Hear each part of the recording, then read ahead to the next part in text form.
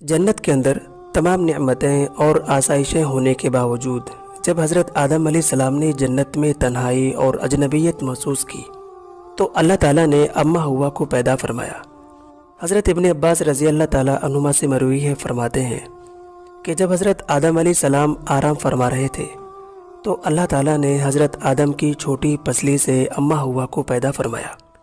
जब हज़रत आदम नींद से बेदार हुए तो आपने देखा कि आपके पास एक ऐसी मखलूक है जो आपके मिसल है। किताबों में आता है कि जब हज़रत आदम अलैहिस्सलाम ने अपनी ही जैसी खूबसूरत मखलूक को सोया हुआ देखा तो आप अलैहिस्सलाम ने अपना दस्ते अक़दस उसकी तरफ बढ़ाने का इरादा किया तो फरिश्तों ने कहा कि ठहर जाएं, पहले इनका हक़ के महर अदा करें। तो आप अलैहिस्सलाम ने फरमाया कि इनका हक़ के महर क्या है? तो फरिश्तों ने कहा कि आप हमारे आका हज़रत मोहम्मद सल्लल्लाहु अलैहि वसल्लम पर 10 मरतबा दुरूद पाक पढ़ें। चुनांचे आप अलैहिस्सलाम ने दुरूद पाक पढ़ा और फिर फरिश्तों की गवाही से आप अलैहिस्सलाम का निकाह अम्मा हव्वा से हो गया। इसी तरह रिवायत में है कि हज़रत आदम और हव्वा 60 साल तक जन्नत में रहे, लेकिन उन्हें हक़ की ज़ौजियत अदा करने का हुक्म नहीं था और न ही बच्चे पैदा करने का हुक्म था।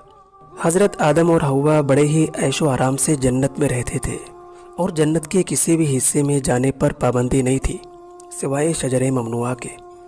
लेकिन उन दोनों का कुल्लम कुल्ला दुश्मन शैतान था और अपनी सज़ा का बदला लेने के लिए बेकरार था और ये हर मुमकिन कोशिश करता कि आदम और हव्वा किसी न किसी तरह अल्लाह ताला के हुक्म के ख़िलाफ़ वर्जी कर ले और दोनों की शर्मगाहें एक दूसरे पर ज़ाहिर हो जाएं।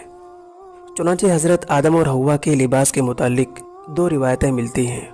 एक रिवायत के मुताबिक उनका लिबास भी जन्नती था और दोनों के सरों पर ताज भी रखे थे, और दूसरी रिवायत के मुताबिक उनके जिस्म पर जन्नती पत्ते थे जिससे उनके सतर एक दूसरे से पोशीदा थे।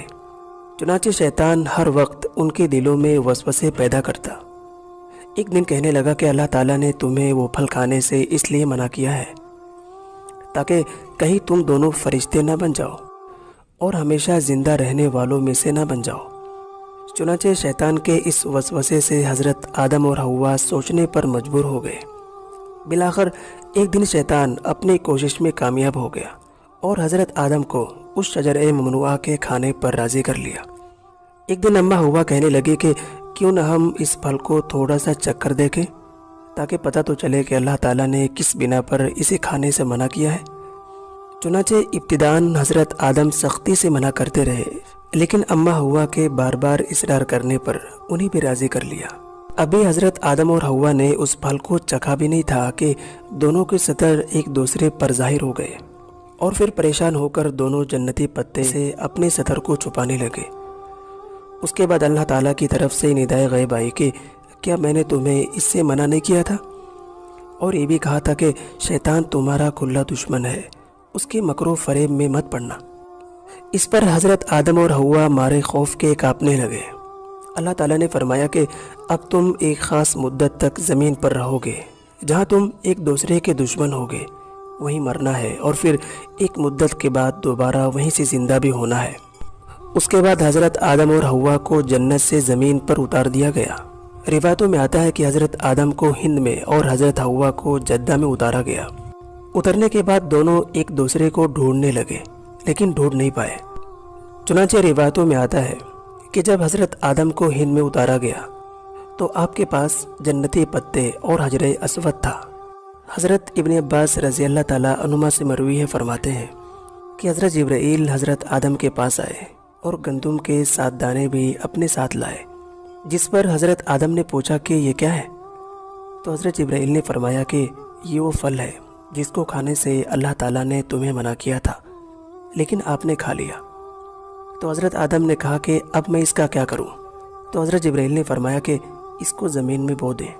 रिवायतों में आता है कि हज़रत आदम अलैहिस्सलाम एक अरसे तक अल्लाह ताला के हुज़ूर रोते रहे और गिरिया वजारी करते रहे।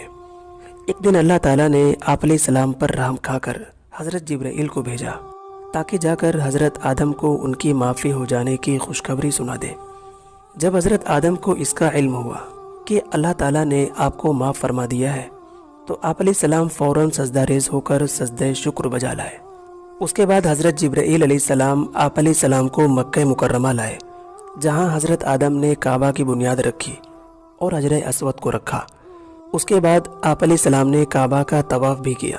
طواف سے فارغ ہو کر حضرت جبرائیل علیہ السلام آپ علیہ السلام کو جبل عرفات پر لے کر گئے، جہاں اماں حوا پہلے سے موجود تھیں، لیکن زمانے کے تغیرات اور گردش ایام نے دونوں کو اتنا تبدیل کر دیا تھا کہ ایک دوسرے کو پہچان نہیں رہے تھے۔